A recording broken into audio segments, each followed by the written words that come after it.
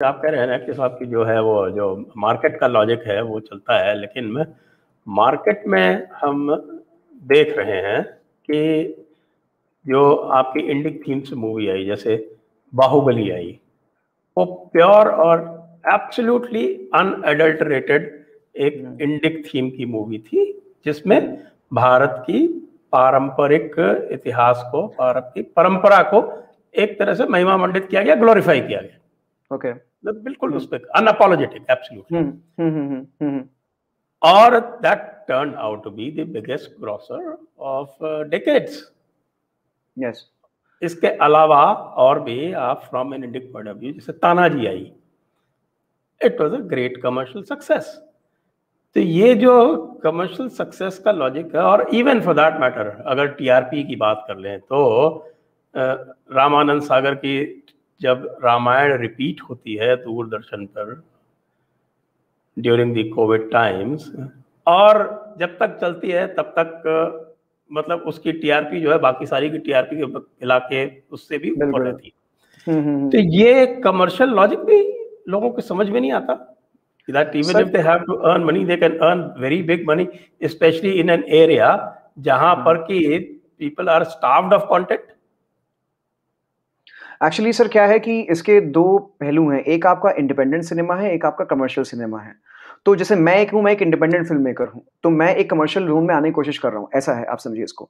और कमर्शियल में भी सर क्या होता है कि ultimately a businessman who is over there, ठीक है, जो भी आपके हैं प्रोडक्शन हाउसेस जो भी हैं वहाँ पे, कमर्शियल एंगल में उनको दे गेट दैट थिंग, ठीक है।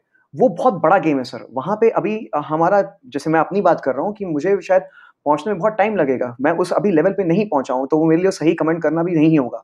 और वो आर्टिस्टिकली अगर आप मुझसे पूछेंगे तो मुझे आर्टिस्टिकली स्पीकिंग मुझे वो इतनी मूवीज पसंद नहीं है। अगर आप पूछें, मेरा व्यू है, हो सकता है मैं गलत हूँ और मेरा व्यू मायने भी नहीं रखता यहाँ पे, लेकिन मैं अपने एक व्यू इसलिए रख रहा हूँ क्योंकि समझाने के लिए कि एक आपका एक कमर्शियल है और एक आपका थोड़ा सा एक आर्टिस्टिक व्यू का एक सिनेमा होता है। But to create a real impact you need those artistic aspects of the things. अब जैसे अगर बाहुबली अगर बनी है, जैसे भी बनी है, जो भी बनी है, तानाजी भी बनी है, इनको हमें हमेशा हर एक आर्ट को बेटर किया जा सकता है, there is no denying about that. But you have to still see these are the people who have ignored this people because they, उनके लिए पैसा बड़ा है, उनके लिए लेफ्ट राइट सेंटर मैटर नहीं करता, उनके लिए पैसा बड़ा है। वो पैसा सलमान खान पे भी लगाएंगे, वो पहला पैसा तानाजी पे भी लगाएंगे, बाहुबली पे भी लगाएंगे, because for them what matters is money. But that game is very different. तो because I don't belong to that game and my game was more on the independent cinema, जहां पे हम कमर्शियल में एंटर मारे और धीरे धीरे धीरे धीरे कर करके हम चीजों को बेटर करें। खैर जो भी है, लेकिन सर मेरी बहुत यही चीज मैं कह रहा हूँ कि जैसे कि आप मेरी जैसे राइट कह लीजिए या इंडिक कह लीजिए, मेरी थोड़ी सी इनसे काफी कुछ कुछ शिकायतें काफी रहती हैं। एक तो ये है कि देखिए लेफ्ट ने बहुत साल तक सर आर्टिस्ट को एक इल्यूजन दिया है या एक परसेप्शन दिया है कि I give you freedom of expression, I give you freedom of speech. तो जो यूथ है उसको तो फ्रीडम ही चाहिए होता है, उसको कौन कैप्चर करेगा? लेफ्ट ही कैप्चर करेगा, right? Because that they are giving that kind of perception कि आइए हमारे यहाँ पे, तो आपके उनसे इंस्टीट्यूशंस देख लीजिए, आप वहाँ के जेएनयू या जो भी देख लीजिए, तो वहाँ पे आप ये देखोगे कि एक आपका वो अपने इकोसिस्टम में यूथ को ले लेते हैं फॉर्मिंग ईयर्स पे, लेट टीनेजर्स, अर्ली 20s में, फिर उनको बोलते हैं कि राइट ऐसा है, राइट ये है, क्योंकि राइट ने सर कभी आर्ट को नर्चर नहीं किया है। एक अदूर बालाकृष्ण करके एक डायरेक्टर हैं साउथ के, अगर आप जानते होंगे, तो उन्होंने बहुत सही बात कही थी, हालांकि वो जिस भी आइडियोलॉजी की, उन्होंने बहुत सही बात की थी कि government should not take art, should not see art as an entertainment. ठीक है, आर्ट एंटरटेनमेंट नहीं है, आर्ट का प्रोडक्ट आगे जाके एंटरटेनमेंट बनता है। ठीक है, तो जब आर्ट को आप राइट ने हमेशा आर्टिस्ट को गाने बजाने वाले लोग और ये झोला वाले लोग करके हमेशा धुतकारा है, तो उनको लेफ्ट ने पनाह दी है, एक समझ लीजिए। और फिर आप उनके प्रोटेस्ट भी देख लीजिए, वहां पे वो गाने बजाते हैं, सब कुछ करते हैं, बहुत लोग उसको डिस्कार्ड करेंगे, नहीं, लेकिन एक्चुअली इट वर्क्स।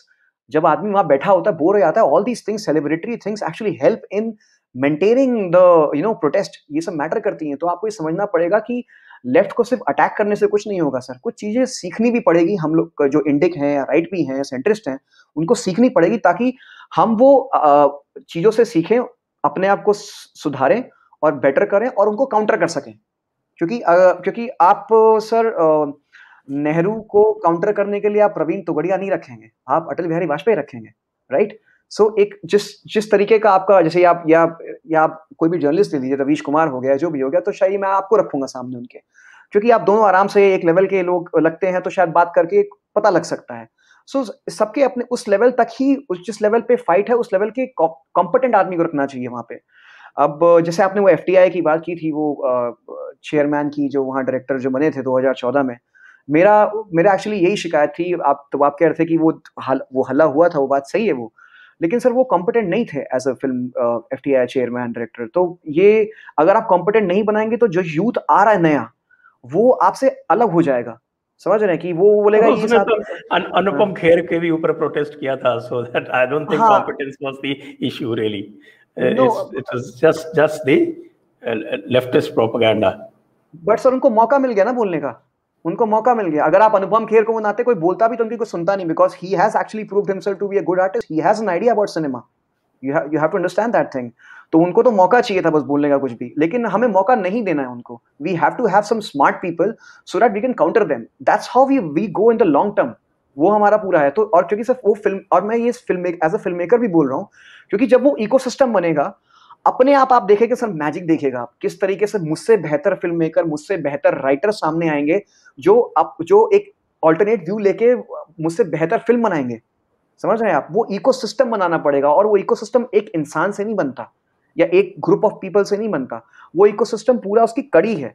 आपका वो पूरा पॉलिटिकल पावर में कौन है, आपके इंटेलेक्चुअल्स क्या हैं, आपका मीडिया कितना आपके कंट्रोल में है, आपका नैरेटिव कितना आपके कंट्रोल में है, आपके मासेस का सपोर्ट आपको कितना है, ये सब चीजें, and with good amount of time it needs that, तभी ये काउंटर हो पाएगा। तभी अभी जैसे मैंने बुलबुले मूवी बनाई है सर, मतलब आप सोचिए कि आपने थोड़ा मौका दिया। आप थोड़ा जा आप जो है इसके आपकी मूवी क्या है, लोगों को काफी इंटरेस्ट है ये जानने में कि ये जो आपने मूवी बनाई है उसके बारे में जो भी आप बता सकते हैं, हाँ, वो थोड़ा सा बताएं लोगों को।